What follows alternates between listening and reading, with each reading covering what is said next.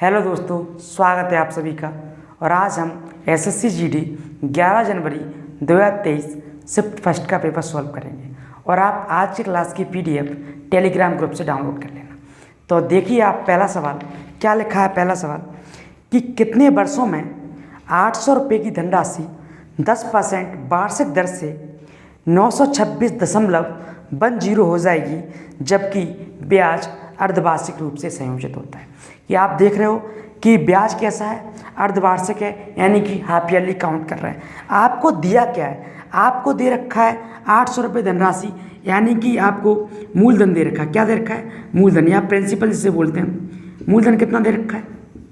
800 रुपये। और आपको दे रखा है प्रिंसिपल अमाउंट, यानी कि धनराशि। तो अमाउंट लिख लें आप, अमाउंट यानी मिश्रधन कितना दे रखा है? 926.10। और दर कितनी दे रखी है? 10%। और आपको टाइम निकालना है कब, जब गणना कैसी हो रही है, अर्धवार्षिक हो रही है या हाफ ईयरली हो रही है। कैसी हो रही है? हाफ ईयरली, ठीक है ना। हाफ ईयरली गणना कर रहे हैं। तो आप जानते हो हाफ ईयरली में क्या होता है। हाफ ईयरली में रेट क्या हो जाएगी? आधी हो जाएगी। हाफ ईयरली में दर क्या हो जाएगी? आधी हो जाएगी। तो 5% बचेगी। और समय क्या हो जाएगा? डबल हो जाएगा। समय डबल हो जाएगा। तो आप फॉर्मूला लगाना। फॉर्मूला क्या होता है? A=P1+R/100n। जब भी आपको समय निकालना हो तो आप इसी फॉर्मूले का यूज़ करना। आप देखना आपको क्या हाफ ईयरली करना, तो समय क्या होगा? दोगुना होगा। तो इसे हम क्या लिख देंगे? 2n। कितना लिख देंगे?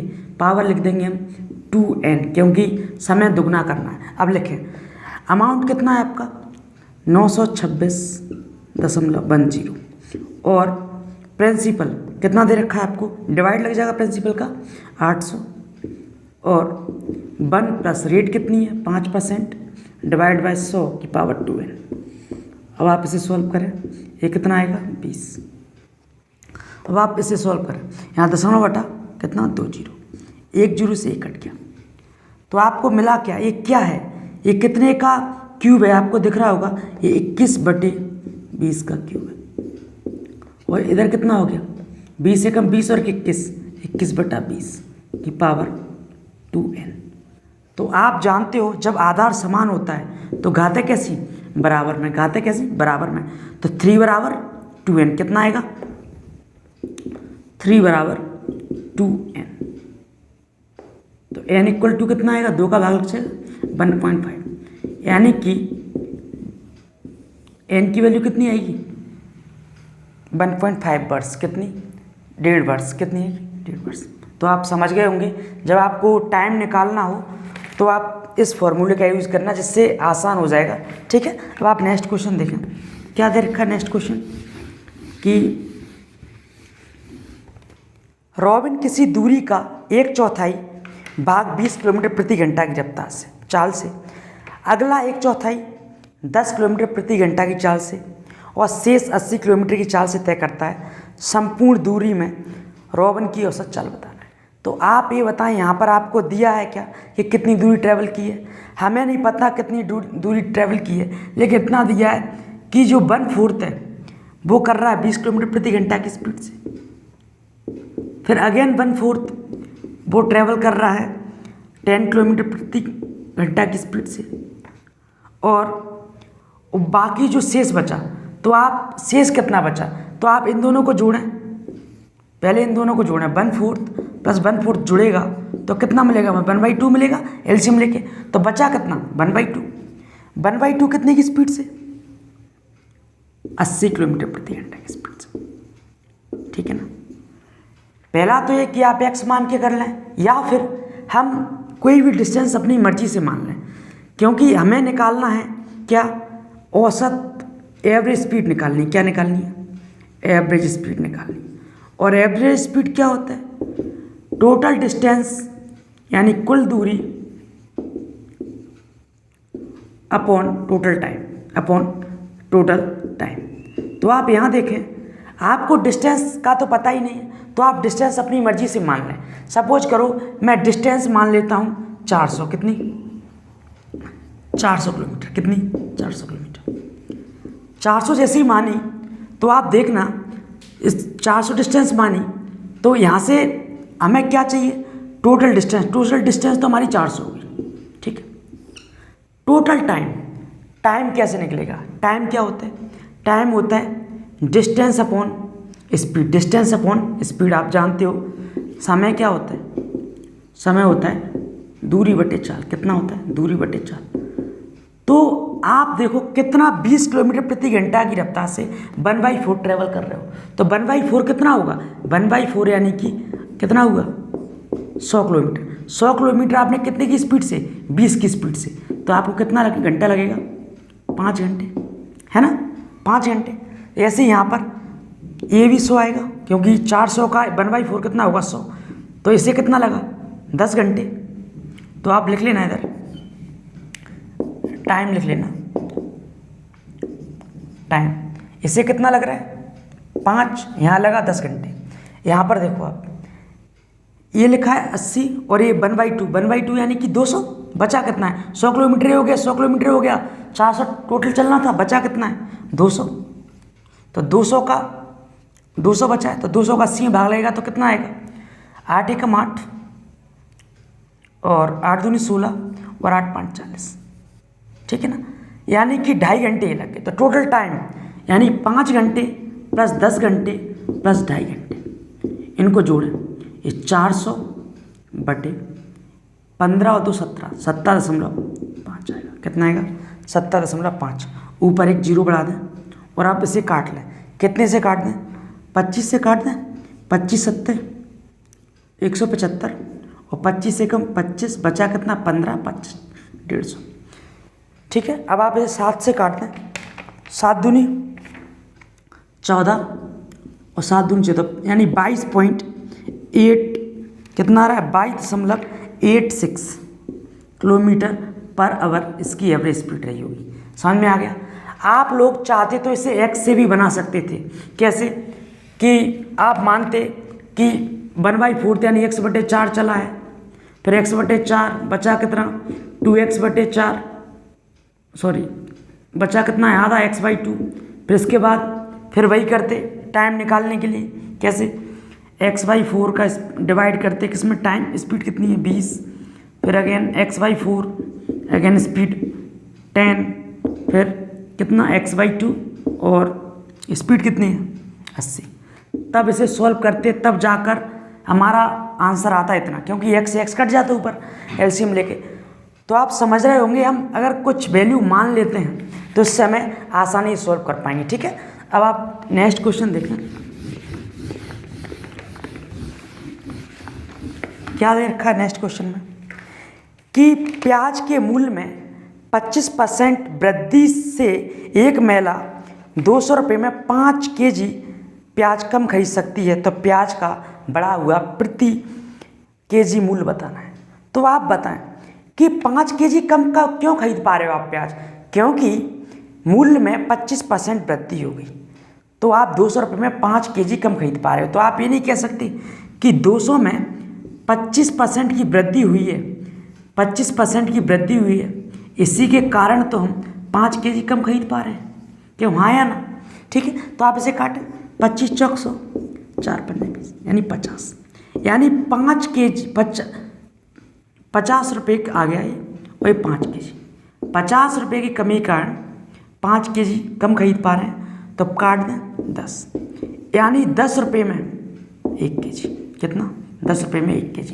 तो ये कौन सा मूल्य आ गया, बढ़ा हुआ मूल्य आ गया, तो यही हमारा आंसर होगा, ठीक है। आप देखो ये बहुत महत्वपूर्ण सवाल है, ये कई बार परीक्षा में आ चुका है, ठीक है। अब आप नेक्स्ट क्वेश्चन देखें,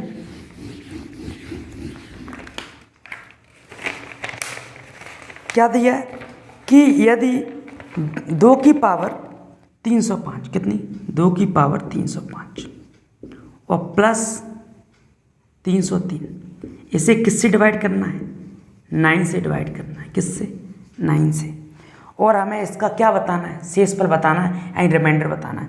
तो आप एक काम करें, इंडिविजुअल डिवाइड कर दें, कैसे, ऐसे 9 और प्लस 303 और ये लिखना है, ठीक।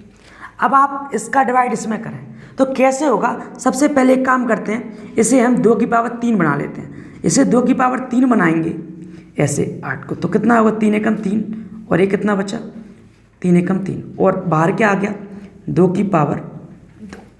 देखो आप क्यों, क्योंकि 3 गुणा इसमें होगा 303 और ये 2 है, 303 और 3 2 305 हो गया। क्योंकि आप जानते हो आधा समान हो तो गुणा में घातें जुड़ जाती हैं, तो हमने वही लिखा है सेम टू सेम।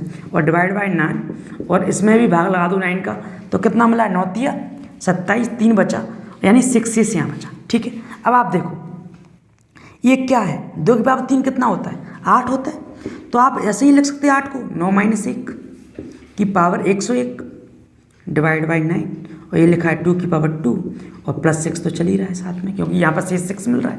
अब आप देखें जब इस तरीके से जब लिखा होता है तो आप इस कॉन्सेप्ट को जानते होंगे कि ax - 1 की पावर n और डिवाइड बाय a होता है, तो हमारा जो रिमाइंडर मिलेगा वो -1 की पावर n मिलता है। ठीक है, ये कॉन्सेप्ट है रिमाइंडर निकालने का। तो आप देखें ये वही तरीका है, 9 का 9 -1 और a भी 9 है। अब देखो ये क्या आएगा -1 की पावर 101 कितना 101 गुणा 2 की पावर 2 यानी 4 और प्लस 6। अब आप देखें -1 की पावर ये कितना आएगा -1 × 4 और प्लस 6 यानी कि -4 + 6 यानी कितना रिमाइंडर मिलेगा हमें फाइनली 2 मिलेगा। कितना मिलेगा 2। ठीक है, आप नेक्स्ट क्वेश्चन देखें। समझ पा रहे होंगे क्वेश्चन, क्योंकि रिमाइंडर थ्योरम का बहुत बेहतरीन कॉन्सेप्ट लगा था इसमें। आप नेक्स्ट क्वेश्चन क्या लिखा हुआ है, एक क्लब में 90 महिला सदस्य और 60 पुरुष सदस्य हैं। यदि महिला सदस्यों की औसत आयु 35 वर्ष और पुरुष सदस्यों की आयु 45 वर्ष है तो पूरे क्लब की औसत आयु बतानी है। तो आपको क्या दे रखा है, महिला कितनी दे रखी है 90, कितनी दे रखी है 90 और पुरुष कितने पुरुष दे रखे हैं आपको 60। तो सबसे पहला आप इसका रेशो बना लें। रेशो कितना मिलेगा 3:2, कितना मिलेगा 3:2। महिलाओं की औसत आयु कितनी है 35, कितनी है 35 और पुरुष की 45 और आपको इनका एवरेज बताना है। ठीक है, एवरेज तो आप एवरेज कैसे निकालेंगे, आप देखें प्रत्येक महिला का एवरेज 35 है यानी कि एक महिला का जो औसत आयु 35 है तो 3 महिलाओं की 105 रही होगी। 35 35 35 तीनों को बराबर मिला होगा। यहाँ पर देखो यहाँ पर पुरुष कितना मिल रहा है 45 45 2 पुरुष होता है 90 मिल रहा होगा। तो आप क्या करें, आप ये देखें कि इसको महिलाओं से कितना ज़्यादा मिल रहा है, एक पुरुष को 10 kg एक्स्ट्रा मिल रहा है क्योंकि 35 महिला को मिल रहा था, आयु 35 महिला की थी और यहाँ पुरुष की कितनी है 45 यानी कि 10 जाना है, एक पुरुष की आयु 10 जाना है तो 2 पुरुष की कितनी जाना होगी 20 आयु जाना होगी 20 और सभी पुरुषों में बढ़ जाएगी तो 3 और 2 5 यानी कि 4 वर्ष और बढ़ जाएगी इनकी आयु। तो यानी एवरेज कितना रहेगा, पहले एवरेज 35 था 35 + 4 यानी 39 वर्ष, कितना 39 वर्ष। ठीक है, आप समझ पा रहे हो क्योंकि आपको एवरेज निकालना था। आप चाहे तो ऐसे भी निकाल सकते हैं एवरेज कि 35 तिया 105 और 45 दूनी 90 और एवरेज निकालना 3 और 2 5। तो आप इनको जोड़ें कितना आया 195/5 5 तिया 15 45 यानी 39 वर्ष। आप ऐसे भी निकाल सकते हैं क्योंकि हम इसमें अभी लाइन मेथड का यूज कर रहे थे इसलिए ऐसे किया, क्योंकि इसे हम डायरेक्टली कर सकते हैं देख कर ही, हमें इतना कुछ करने गुणा मल्टीप्लाई करने की आवश्यकता नहीं है। आप दोनों ही तरीके से अप्लाई कर सकते हैं। ठीक है, तो आप नेक्स्ट क्वेश्चन देखें। नेक्स्ट क्वेश्चन क्या दे रखा है, एक मशीन ए और बी क्रम से 9 और 12 घंटे में 11 यूनिट का उत्पादन कर सकती हैं। मशीन ए और बी इन नियत दरों पर एक साथ काम करते हुए कितने घंटे में 1100 यूनिट का उत्पादन कर सकती हैं। तो आप देखें ए जो है ना, ए 9 घंटे में कितना उत्पादन कर रहा है 1100 यूनिट, ए भी ये 1100 यूनिट कर रहा है 1 घंटे में, और बी 12 घंटे में 1100 यूनिट उत्पादन कर रहा है। तो आप ये नहीं निकाल सकते ये 1 घंटे में कितना उत्पादन कर रहा होगा। जब आप 1 घंटे में निकालोगे तो आपको डिवाइड करना होगा 9 का, तो ए का 1 घंटे में जो उत्पादन होगा वो होगा कितना 1100 बटे 9 और बी का 1 घंटे का उत्पादन कितना होगा 1100 बटे 12। ठीक है, अब आपसे बोला है कि यदि दोनों साथ काम करते, दोनों साथ काम करते तो ए प्लस बी दोनों साथ काम करते तो कैसे होता 1100 बटे 9 प्लस 1100 बटे 12। तो इनका एलसीएम लेके सॉल्व करें तो कितना आएगा एलसीएम 36 आ गया और 1100 हमने कॉमन ले लिया बाहर, ऐसे एलसीएम आया 36। तो कितना मिला 9 चौक 36 और बाहर दिए 36, यानी हमें मिल गया 1100 इंटू 7 बटे 36, इतना मिला। हमें बताना है कि दोनों साथ मिलकर 1100 यूनिट कितने समय में करेंगे। तो 1100 यूनिट ही काम कराना साथ मिलके, तो 1 घंटे में कितना कर रहे हैं, इतना कर रहे हैं साथ मिलके 1 घंटे में। तो आप इसका भाग लगा दें, तो दोनों साथ मिलकर करेंगे 1100 गुना 7 36, तो 1100 से 11 का कट गया, यानी 36 बटे 7 घंटे में दोनों साथ मिलकर काम को कंप्लीट करेंगे। ठीक है, समझ गए होंगे आप। देखें आप नेक्स्ट क्वेश्चन क्या दे रखा है कि एक व्यक्ति पहले दिन 6 घंटे में 24 किलोमीटर, दूसरे दिन 8 घंटे में 360 किलोमीटर और 240 किलोमीटर, दूसरे दिन 8 घंटे में 360 किलोमीटर और तीसरे दिन 6 घंटे में 450 किलोमीटर दूरी तय करता है। 3 दिनों को दूरी पूरी करने में प्रति घंटे इसकी एवरेज स्पीड बतानी है हमें। तो एवरेज स्पीड क्या होती है, एवरेज स्पीड होती है क्या, कुल दूरी बटे कुल समय। क्या, कुल दूरी बटे कुल समय, यही होता है कुल दूरी बटे कुल समय। तो आपको कुल दूरी कितनी दे रखी है 240 प्लस 360 प्लस 450 और कुल समय कितना है, कुल समय दे रखा है आपको 6 प्लस 8 और प्लस 6। इनको जोड़ें आप, कितना आ रहा है, इसको जोड़ेंगे 400 600 यानी 1050, तो ये रहा। ठीक है, इसको जोड़ें 6 और 6 12 और 8 20। ठीक है, 0 से काट दो, तो 2 पंजे 10 और 2 दूनी 4, 2 पंजे 10, यानी 52.5 किलोमीटर प्रति घंटा इसकी एवरेज स्पीड रही होगी। कितनी रही होगी, इतनी रही होगी। ठीक है, ये भी बहुत इजी क्वेश्चन है। अब नेक्स्ट क्वेश्चन देखें आप क्या दे रखा है। नेक्स्ट क्वेश्चन कि आप रूबी क्या कर रही है, 1 रुपये में 20 बटन खरीद रही है। कितने में, 1 रुपये में 20 बटन, और 25% लाभ प्राप्त करने के लिए 1 रुपये में कितने बटन बेचने चाहिए। क्या बोल रही हो कि 1 रुपये में 20 बटन खरीदे गए हैं। कितने, 20 बटन। ये क्या है, सीपी है। अगर खरीदे जा रहे हैं तो ये क्रय मूल्य है। तो आप देखना 1 बटन की कीमत क्या रही होगी, 1 बटन की कीमत कितनी रही होगी, 1/20 रुपये, 1/20 रुपये 1 बटन की कीमत। अब कह रहा है 25% लाभ, तो ये 1 बटन की कीमत है कि इस पर आप 25% लाभ प्राप्त करें, तो 125/100, तो ये विक्रय मूल्य मिलेगा हमें। तो आप काटे 25 25 चौक 100 और 4 पंजे 20। तो आप क्या देख रहे हैं, एसपी आ गया 1/20, कितना है 5 चौक 20, तो 1/16 आ गया। इसका मतलब क्या हुआ, ऊपर तो रुपया थे और नीचे बटन, तो 1 रुपया में कितने 16 बटन बेचने चाहिए। कितने, 16। आप चाहो तो ऐसे भी कह सकते हो कि 1/16 रुपया है 1 बटन की कीमत। कितनी, 1 बटन की कीमत, और आपको कितने में निकालना है, 1 रुपया में, 1 रुपया में बेचना है। तो आप इसमें अगर 1 रुपया बनाना है, इसमें कितने गुणा करना पड़ेगा, 16 का। तो आप ऐसे भी कह सकते हो कि 1 रुपया में 16 बटन बेचना है। कितने, 16 बटन। ठीक है ना, ऐसे भी समझ सकते हो आप। ठीक है, नेक्स्ट क्वेश्चन देखें क्या दे रखा है। नेक्स्ट क्वेश्चन में कि 14 सेंटीमीटर ऊंचाई वाले लंबवृत्तीय बेलन का वक्रपृष्ठीय क्षेत्रफल दे रखा है 110 सेंटीमीटर स्क्वायर। बेलन का आधार का व्यास बताना है। तो आपको बेलन का वक्रपृष्ठ क्या होता है, बेलन का वक्रपृष्ठ दे रखा है आपको कितना, 110 सेंटीमीटर स्क्वायर। बेलन का वक्रपृष्ठ होता है 2πRh। कितना, 2πRh, 2 गुणा 22/7। और आपको क्या दे रखी है, ऊंचाई दे रखी है कितनी, 14, और आपको त्रिज्या निकालनी है।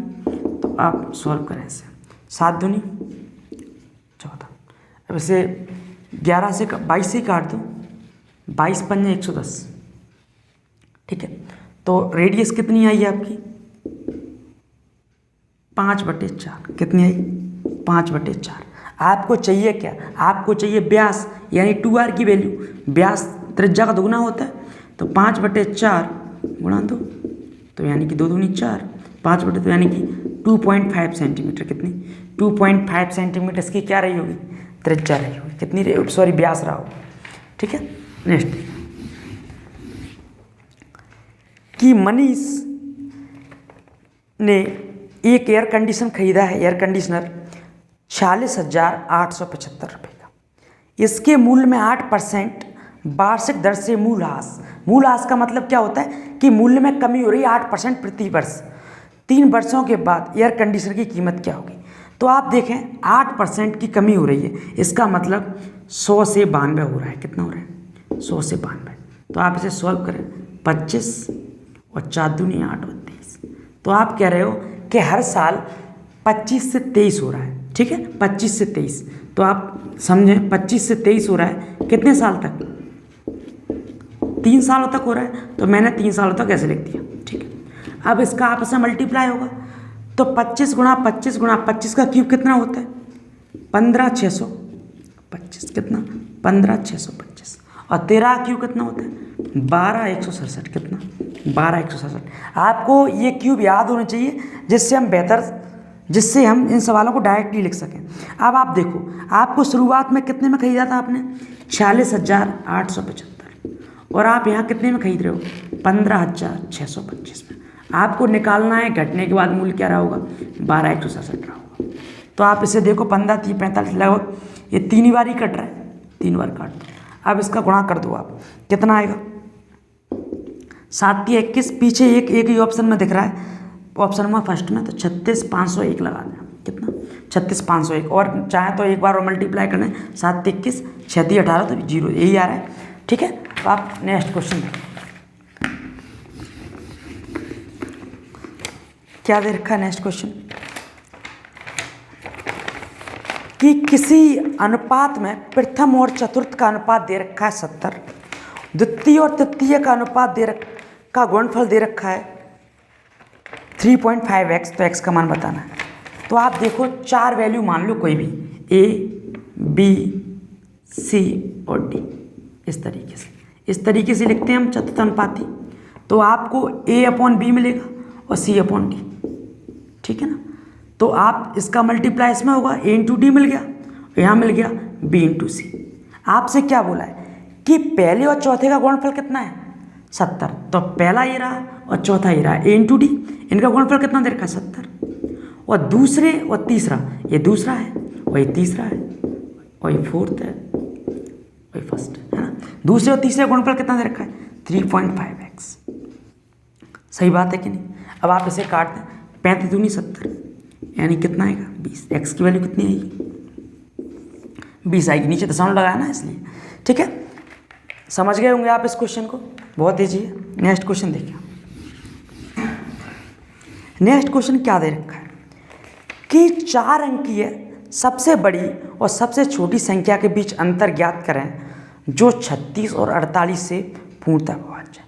36 और 48 से पूर्णतः विभाज्य होना चाहिए। तो इसका मतलब इन दोनों का एलसीएम ही होगा जो पूर्णतः विभाज्य होगा। सबसे पहले इनका एलसीएम निकालें, तो एलसीएम कितना आया, ये 12 चौक 48 और 3 कितना आ रहा होगा 4 × 12, यानी 144 एलसीएम का आ रहा है। कितना आ रहा है 144। आप एलसीएम तो निकालना जानते हो, ठीक है। आप मैंने कैसे किया एलसीएम, 12 × 4 किया, तो ये तो 48 का हो गया। इसमें क्या है, इसमें 12 × 3 है, तो 12 तो इसमें पहले से ही है, 3 नहीं है, 3 और लिख दिया मैंने। तो एलसीएम कितना आ गया 144। कितना आ गया 144।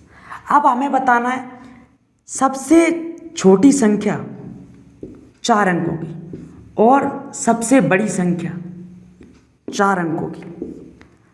सबसे छोटी और सबसे बड़ी संख्या का अंतर बताना है। तो भाई पहले हम ये देखें 4 अंकों की 144 का जो गुणज हो वो सबसे छोटी संख्या कौन सी है 4 अंकों की। तो आप देखें 144 में से किस संख्या से गुणा करें कि लगभग 1000 के बिल्कुल नज़दीक गिरे। तो मैं इसमें 7 का मल्टीप्लाई करके देखता हूँ, तो देखा 7 चौक 28 बचा 2, 7 चौक 28 और 2 30, तो यानी कि 1008। कितना? 1008 सबसे नज़दीक है 4 अंकों की, इससे बड़ा इससे छोटा तो कुछ हो ही नहीं सकता, है ना।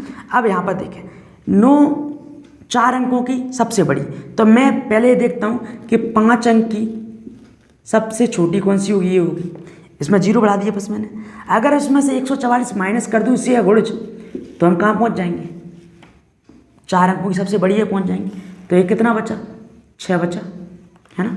और यहाँ पर ये कितना होगा? 3, 7 3 बचा, और ये कितना? 9, और ये कितना है? फिर से 9 आगे। समझ गया? तो 99 36 यही संख्या है जो 4 अंकों की सबसे बड़ी संख्या है। 4 अंकों की सबसे बड़ी संख्या जो 144 से कट रही है। हमें क्या चाहिए? इन दोनों का अंतर चाहिए, इन दोनों का अंतर चाहिए। तो अंतर बड़ी और छोटी है, कितना आएगा? 9936 और 1008 इसमें से घटा है, तो हमें कितना मिला? 8 मिला। ये कितना मिला? 2, अगेन 9, और ये कितना मिला? 8। तो 89 28 ऑप्शन नंबर 89 28 ऑप्शन है क्या? 89 28 ऑप्शन नंबर ए। कौन सा? Option number A.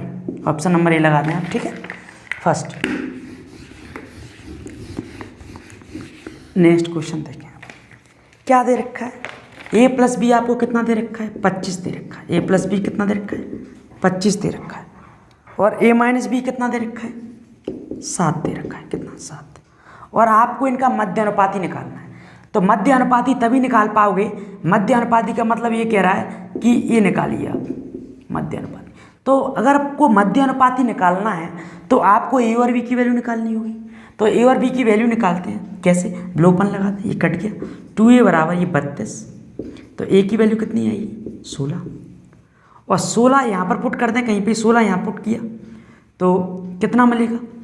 b मिल जाएगा। हमने देख लिया ये कितना हो रहा है? 32, और b कितना मिलेगा हमें? 16, और ये कितना हो रहा है? 9 मिलेगा। कितना मिलेगा? 9। कितना? 9, क्योंकि 16 यहाँ पुट करोगे तो 16 में से 25 गए, 25 में 16 गए तो 9 मिलेगा। अब आप यहाँ पुट कर दें, a की वैल्यू 16 है और ये x है, और b कितना है? 9 है। तो 16/x, और x डबल लिखते हैं जब मध्य अनुपाती होता है, इसका गुणा इसमें हो जाएगा। 16 9 में कितना होता है? 144 होता है। 16 9 में 144, और 144 का वर्गमूल कितना? 12। तो मध्य अनुपाती कितना रहा होगा? 12 रहा होगा। कितना रहा होगा? 12। नेक्स्ट क्वेश्चन देखें, क्या दे रखा है कि दो संख्याओं का अंतर उनके योग का 15% है। तो हम क्या करें? दो संख्याओं का अंतर करें और उनके योग का 15% है, तो बराबर करना है तो इसे भी 15% कर ही दीजिए। तो 15/100 कर देंगे। तो आपको क्या मिला? आप a माइनस बी उधर ले जाएं, वैसे काट दें, ये 20 और ये 3, तो क्या मिलेगा? 20/3 बराबर a plus b upon a minus b. a मिलेगा, ठीक, मिल गया आपको, क्योंकि a माइनस बी इधर ले गए, 20,000 और 3,000। अब आप इसमें क्या करें? आपको चाहिए a और b का अनुपात, आपको छोटी और बड़ी संख्या का अनुपात चाहिए। तो आप क्या करें इसमें आप लगा दें a योग अंतर अनुपात नियम। कौन सा नियम? a योग अंतर अनुपात नियम। क्या कहता है अंतर अनुपात नियम? कि एक बार जोड़ना है और एक बारी घटाना है। एक बारी जोड़ना है और एक बार, और आप चाहो तो क्रॉस मल्टीप्लाई भी कर लेना। दोनों ही बात है, कैसे क्रॉस मल्टीप्लाई करके भी हम सॉल्व कर सकते हैं। a प्लस बी और जो है माइनस a और प्लस बी, ठीक है ना। तो आप देखें, a से a कटा और b से b कटा, और ये क्या आया? 2a अपॉन 2b, और इधर कितना बचा? 23/17। कितना? 23/17, 2 से 2 कट गया, तो a अपॉन b कितना मिल गया? 23/17 मिला। हमसे क्या पूछा गया है कि छोटी और बड़ी संख्या का अनुपात, छोटी और बड़ी संख्या का अनुपात। तो आप देखें इसमें छोटी कौन है? b है, तो b अपॉन a पूछा गया है, तो हम लगा देंगे 17/23। कितना? 17/23। हमसे और बड़ा छोटा पूछा गया होता तो हम उल्टा कर दे, ठीक है ना। आप समझ गए होंगे। अब आप नेक्स्ट क्वेश्चन देखें, ठीक है। हमसे पूछा छोटी और बड़ी का अनुपात, तो 17/23, और आप चाहो तो क्रॉस मल्टीप्लाई करके भी कर सकते हैं। लेकिन मैंने ऐसा क्यों किया, क्योंकि हम ऐसा कभी नहीं करेंगे इस तरीके से लिख के, हम सीधा ही जोड़ देंगे। 20 में 3 जोड़े 23 और 20 में 3 गया तो 17, हम डायरेक्ट ही लिख देंगे। समझ में आ गई? और बड़ी छोटे का फिर हम अंतर कर लेंगे। ठीक है, समझ में आ रही है मेरी बात? ऐसा करने की कोई आवश्यकता नहीं है, नहीं तो आप गुणा भी कर सकते हो। ठीक है, नेक्स्ट क्वेश्चन देखें क्या कह रहा है। नेक्स्ट क्वेश्चन कि एक शंकु की त्रिज्या दे रखी है और त्रिज्या ऊंचाई दे रखी है, कुल पृष्ठीय क्षेत्रफल क्या होता है? कुल पृष्ठीय क्षेत्रफल शंकु का, कुल पृष्ठीय क्षेत्रफल कोण का कुल लेटरल सरफेस एरिया बताना है, टोटल सरफेस एरिया। तो कुल पृष्ठीय क्षेत्रफल क्या होता है? पाई आर, आर प्लस एल, यही होता है। ठीक है, तो पाई यानी 22/7 और त्रिज्या कितनी दे रखी है आपको? त्रिज्या दे रखी है आपको 5 और त्रिज्या की ऊंचाई कितनी है आपकी? 16। तो आप देखें 22/7 गुणा 5 और ये कितना हो गया? 16 5 21, 7 3 21, इसका मल्टीप्लाई कर लें, 5 3 15 दूनी 30, तो ये कितना आ रहा है? 330। कितना? 330। ठीक है ना, आप समझ गए होंगे। ये बहुत आसान क्वेश्चन है। हमको शंकु का कुल पृष्ठीय क्षेत्रफल चाहिए था, है ना। तो शंकु का कुल पृष्ठीय क्षेत्रफल क्या होता है? पाई आर, आर प्लस एच, क्योंकि आप जानते हो ये रहा शंकु इस तरीके से, इसमें ये रेडियस है और ये त्रिज्या को चाहिए और ये ऊंचाई है ना। और इसका पृष्ठीय क्षेत्रफल क्या होता है? पृष्ठीय होता है पाई आर है ना, और इसका नीचे वाला पृष्ठ का क्षेत्रफल यानी पाई आर इस पर। तो आप पाई आर कॉमन ले लेते हैं तो हमें एल प्लस आर मिलता है। समझ गए ना आप लोग? इस तरीके से। नेक्स्ट क्वेश्चन देखना क्या दे रखा है नेक्स्ट क्वेश्चन में कि एक कार 600 किलोमीटर की दूरी 50 किलोमीटर प्रति घंटा की चाल से 100 किलोमीटर की दूरी 100 किलोमीटर प्रति घंटा की चाल से और 50 किलोमीटर की दूरी 25 किलोमीटर प्रति घंटा की चाल से तय करके अपने गंतव्य तक पहुंचता है। पूरी यात्रा के दौरान उनकी एवरेज स्पीड बतानी है, औसत चाल बतानी है। तो आप देख रहे हो एवरेज स्पीड के इसी शिफ्ट में 3 क्वेश्चन आ गए। तो आप समझ रहे हो एवरेज स्पीड कितना महत्वपूर्ण है टाइम एंड स्पीड में। तो आप देखें 600 किलोमीटर डिस्टेंस ट्रेवल कर रहा है कितनी स्पीड से? 50 की से। कितनी की से? 50 की से। अगर 1 घंटे में 50 चल रहा तो 600 किलोमीटर चलने में कितना समय लग रहा होगा उसे? टाइम कितना लग रहा होगा? 12 घंटे। भाग लगा दो हम तो 0 0 और 5 में 5 यानी 12 घंटे लग रहे होंगे इतना ट्रेवल करने में। 100 किलोमीटर की दूरी 100 किलोमीटर प्रति घंटा की रफ्तार से यानी 1 घंटा लग रहा होगा, क्योंकि 1 घंटे में 100 किलोमीटर ज़्यादा चलना भी 100 ही है। तो कितना? 1 घंटा इधर लगा होगा इसे। ठीक। और 50 किलोमीटर की दूरी 25 किलोमीटर प्रति घंटा की रफ्तार से 25 किलोमीटर यानी यहाँ कितना लगा होगा उसे? 1 घंटे में 25 तो 50 में 2 घंटे लगेंगे। 2 घंटे। आपको चाहिए क्या? एवरेज स्पीड यानी औसत चाल चाहिए। क्या चाहिए? औसत चाल। तो क्या होगी? टोटल डिस्टेंस इन सबको जोड़ें 600 प्लस 700 और प्लस 50 यानी 750 तो क्या है? कुल दूरी है। क्या है? कुल दूरी। और कुल समय कितना है? 12 14 और 1 15 कितना? 15। तो 15 5 75 कितना? 15 5 75 यानी 50 किलोमीटर प्रति घंटा क्या होगी इसकी? 15 5 75। तो 50 किलोमीटर प्रति घंटा इसकी एवरेज स्पीड रही होगी। ठीक है, देखिए आप नेक्स्ट क्वेश्चन देखिए क्या दिख रहा है कि अंकित मूल्य आपको दे रखा है 1 लाख रुपया, लेकिन दुकानदार ने 20% और 10% की 2 छूट दी हैं। अंततः किस मूल्य पर बेची गई है वस्तु ये बताना है। आप ये बात देखें कि आपने कितने में खरीदी, कितना MRP है उसका? 1 लाख। कितना है? 1 लाख। ठीक है, MRP है 1 लाख। आपने इस पर कितना डिस्काउंट दिया है? 20% डिस्काउंट दिया। कितना? 20%। अगर 20% डिस्काउंट दिया यानी 20,000 रुपये कम हो गए। कितने? 20,000 रुपये कम हो गए यानी 80,000 रुपये बचे हुए। कितने? 80,000। कितना? 80,000। ठीक है, इसके बाद क्या किया उसने? फिर अगेन 10% डिस्काउंट और दे दिया। अगर 10% डिस्काउंट देगा 80,000 का यानी कितना? 8,000। कितना? 8,000। अगर 80 का 10% कितना होगा? 8,000। तो 8,000 माइनस और हो गए यानी कितने रुपये में सेल कर रहा है वो?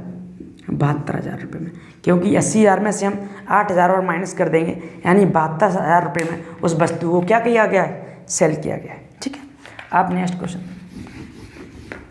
क्या है? नेक्स्ट क्वेश्चन कि ये कुर्सी 800 रुपये में खरीदी और 1100 में बेच दी। लाभ परसेंटेज बताना, बहुत आसान है तो, कि 800 में आपने खरीदा है, CP 800 है और 1100 में आपने सेल किया है, तो कितने का प्रॉफिट? 300 का। 300 का प्रॉफिट हो रहा है। प्रॉफिट पर या तो लाभ परसेंट निकालना है, प्रॉफिट परसेंटेज। लाभ वो यानी किस पर निकलती है? क्रयमूल्य पे। 800 इंटू 100, ठीक है ना। आप 0 0 काट दें, 200, और ये कितना होगा? 8 का भाग लगाएंगे तो 37.5%, ये 3/8 कितना होता है? 37.5% होता है। कितना? 37.5%, ठीक है। नेक्स्ट क्वेश्चन देखो क्या दे रखा है। नेक्स्ट क्वेश्चन कि एक वस्तु अंकित मूल्य 2000 रुपये लेकिन 20% डिस्काउंट दिया गया, अंततः में कितने में बेचा है? भाई MRP आपको कितनी दे रखी है? कितनी दे रखी है? 2000 रुपये, और आप कितना डिस्काउंट दे रहे हैं? 20%। अगर आपने 20% डिस्काउंट दे दिया यानी कितना? 400 रुपये डिस्काउंट दे दिया। 400, तो 2000 की वस्तु पर आपने 400 रुपया डिस्काउंट दे दिया, तो आप कितने में सेल कर रहे हो? 1600 में। 1600 में बेच रहे होंगे, तो 1600 रुपये का करेक्ट आंसर। देख रहे हो आप कितने इजी क्वेश्चंस GD में आए हैं, है ना। आप चाहो तो 20 मिनट में ही सारा पेपर सॉल्व कर दो। 20 मिनट में ही 20 क्वेश्चन बड़े आराम से बना दोगे आप, है ना। नेक्स्ट क्वेश्चन क्या दे रखा है? A और B मिलकर एक कार्य को 50 घंटे में कर रहे हैं पूरा। A + B 50 घंटा लिख दो आप। B और C कितने में? 75 घंटे में। कितने? 75 घंटे में। और A + C कितना? 25। LCM में कितना आएगा? LCM आएगा इनका 150। कितना आएगा? 150। 50 दिया 150, और 75 दूनी 150, और 25 छक्के 150। अब आप क्या करें? आपको बताना है A + B + C यानी तीनों मिलकर कितने समय में कार्य पूरा करेंगे। तो आप तीन सबको जोड़ें तो कितना आएगा? ये 8 और 3 11। कितना आया? 11, ठीक है। यहाँ पर क्या है? A 2 बार है, B 2 बार है और C 2 बार है, तो आप लिख लेना 2A + B + C, ठीक। यानी कि ये दोनों 2 दिन का काम है, 11 यूनिट काम हो रहा है, तो 5.5, या फिर आप ये लिख दो 11/2 लिख लो, यानी 11/2 तीनों मिलकर एक दिन में इतना काम करते हैं, 1 घंटे में, ठीक है। 11/2 यूनिट 1 घंटे में काम करते हैं। तीनों को साथ मिलकर काम कराना है कितना? 150 यूनिट, तो 11/2 का भाग लगा दें, तो कितना हो गया? ऊपर 2 ऊपर पहुँच गया, तो 300। 300/11, तो आप भाग लगाएं। 11 दूनी, ये 300/11 ही ऑप्शन में दे रखा है, तो 300/11 घंटे आंसर लगा दें। समझ गए ना आप समझ गए होंगे। तो आप इसकी PDF डाउनलोड कर लेना टेलीग्राम ग्रुप से, और आप PDF को प्रिंट आउट निकालवा कर उसको सबसे पहले सॉल्व करें। जब कोई क्वेश्चन नहीं आता तब क्लास देखें, जिससे आपको बेहतर मैथ समझ आएगा, ठीक है। और साथ ही चैनल को सब्सक्राइब कर लें और बेल आइकन प्रेस कर लें, जिससे आपको नई वीडियो का नोटिफिकेशन मिलता रहे।